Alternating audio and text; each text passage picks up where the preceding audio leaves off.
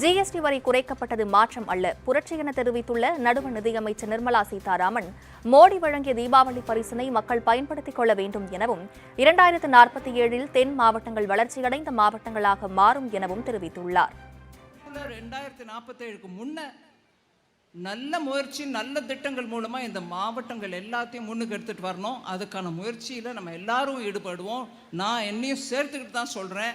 இந்த மாவட்டங்களுக்கு நல்ல முன்னேற்றம் அடையிறதுக்கு நம்ம எல்லாரும் சேர்த்து ஒத்துழைச்சு 2047 இந்த மாவட்டங்கள் முன்னேற்றம் அடைந்த மாவட்டம் அப்படின்ற பேர் வரவழைக்கிறதுக்கு நம்ம எல்லாரும் முயற்சி பண்ணோம். இந்த முறை ஜிஎஸ்டி சீர்திருத்தங்கள், நேற்றுக்கு பேசும்போது ப்ரொஃபஸர் ஸ்ரீனிவாசன் அவர்கள் சொன்னார், இது சீர்திருத்தம், அதாவது ரிஃபார்ம் இல்லை, இது ரெவல்யூஷன் அப்படின்னார்.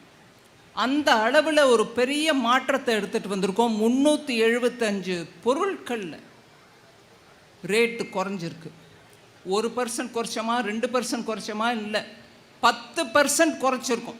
28 கொடுக்க வேண்டிய இடத்துல 18, 12 கொடுக்க வேண்டிய இடத்துல 5. அதனால் நல்ல விலை இறக்கம் ஒவ்வொரு பொருளுக்கும் இன்னி 22ஆம் தேதியிலேருந்து கிடைக்கும்.